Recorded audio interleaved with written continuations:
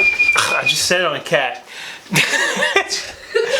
I'm Matt Gholson, and this is another insane budget photography where we look at the cheapest way to make quality images.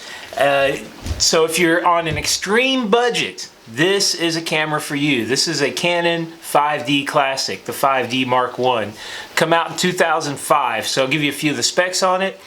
It's 12.8 megapixel.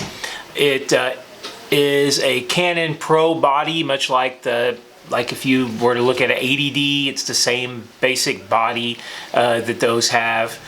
And most importantly, the most important spec of this camera is that it's full frame. The sensor inside this camera is the same size as a piece of 35mm film. So the lenses that DSLRs were designed, the size of the lenses, the size they were designed to use, this is what they had in mind. Why is this a camera I highly recommend? Because you can get one of these used now for like $250, and I'm pretty sure you would have no problem getting one of these and a 50mm 1.8 lens for about 300 bucks used. In fact, you could probably get one that doesn't look like it's been through a war the way mine looks. So what's the advantage to having full frame? Why should you care about that? It's all about the lens. A 50mm lens, like the one on this camera right now, will produce incredible bokeh, great sharpness, awesome color contrast, and just really, really deep, beautiful images. And you can get this lens for almost nothing. And then for $250, you get this super high quality camera that's gonna last through just anything you wanna throw, anything you wanna put it through. And it's going to keep taking great pictures. So a few of the downsides, there are downsides to this camera. First off, it takes compact flash cards. That's not really a downside, but for those of you who are used to, you know, wirelessly sending your photos to the cloud, sharing them and stuff like that, you're not going to be able to do that with this camera. You're going to have to take the memory card out, put it in your card reader. You know, if you're doing this correctly anyway, you're probably going to be shooting RAW files so that you can have the most manipulation and the highest quality images. So, you know, that's not really a drawback to me. That's just a drawback if you're going for extreme convenience. Another drawback to this camera, it's not great for sports and action, anything you need quick autofocus for. What this camera excels at is portraits and landscape, macro work. This particular model was actually owned by the Houston Chronicle. I looked it up and it had like 90,000 shutter actuations. It's rated for 150,000.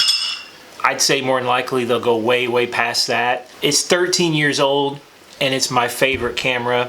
I like using this one way, way more than I like my T4i that I shoot video on.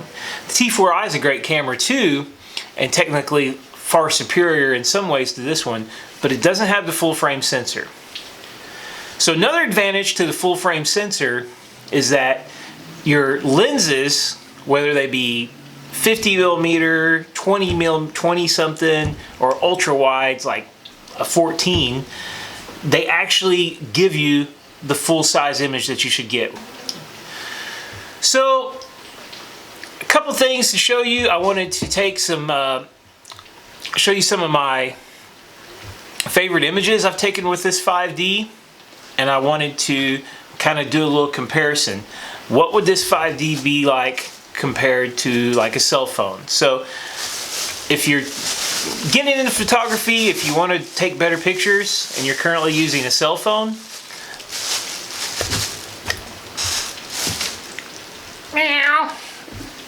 then you're going to see a massive amount of improvements with something even as low end and cheap as this. And honestly guys, I would much rather have the 2-dial control so I can control manual so much more efficiently. I'd rather have the joystick so I can zoom around my images better. I'd rather have the quality ISO. You can shoot 1600 with this camera and not really see any noise. So I got my 5D in 2015, and this is one of the first images I took with it. And immediately after I looked at the image, I knew I'd made a good choice. I hadn't seen bokeh like this, out of focus, awesome backgrounds since I'd been shooting 50 millimeter lenses on film cameras. The 5D just got me inspired to take more pictures, and I went out to places I'd photographed before, and it just had such a wonderful ability to capture the light, and everything looked a little more dramatic and a little more epic when I took the photo with the 5D. Having the full frame sensor gave me so much more options with wide angle. My Tokina 17 to 35, which was like kind of a regular wide angle on my old crop sensor camera, became an ultra wide on the full frame, giving me just so much more, such a huge field of view that I was not used to having. And I finally realized I could do something I've always wanted to do and get photos of the stars, Milky Way, galaxy with a wide angle lens and the 5D's full frame sensor, shooting at ISO 800 for pretty much no noise and a really clear, sharp image. I want to do a little test and just compare the 5D, a picture from the 5D, and a picture from just my Samsung cell phone here, S5, just to see the differences between the two. And for our subject, how about some dead flowers? Kiki.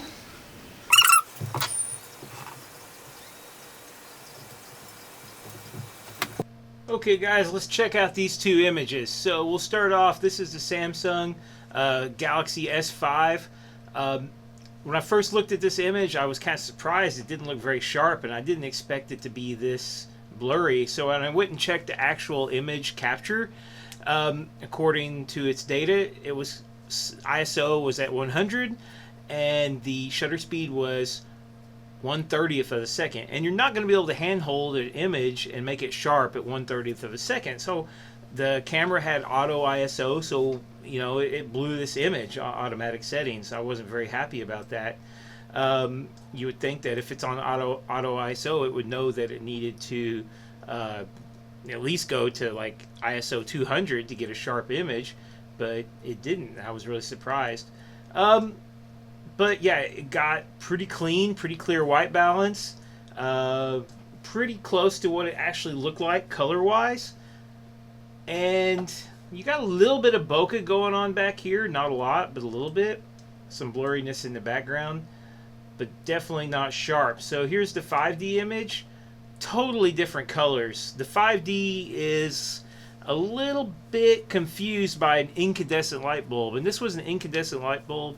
It's a warm light, so it should be warm, but probably not this warm. So I would normally be shooting in RAW, and I would adjust the color temperature after I shoot to make it the way I want it.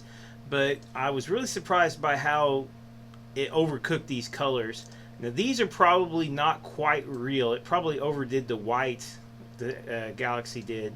But let's zoom in anyway. We'll look at the 5D's sharpness. ISO 400, 1/100th of a second. Very sharp. Very shallow depth of field. Look at the bokeh. Totally blurred out. Very nice bokeh.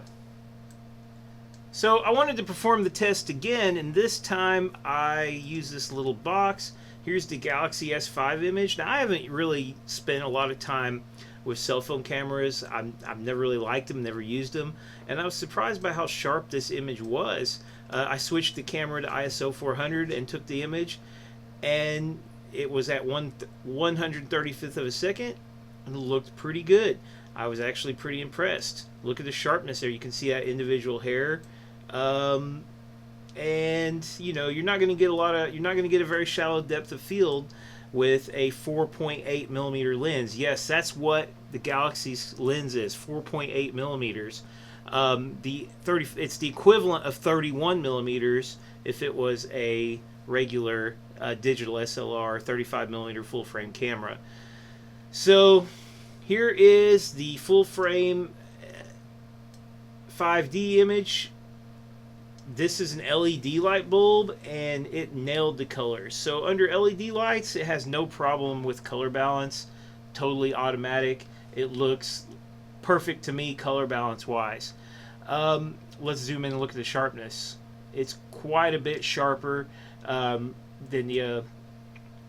the Galaxy image. It has way better bokeh, since it actually has some. Looks really nice.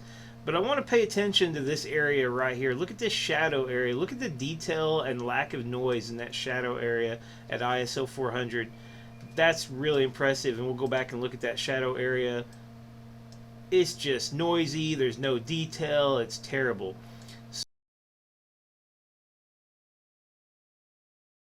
Alright guys, hey, thanks for watching. I hope you're checking eBay out for a Canon 5D Classic, 5D Mark I.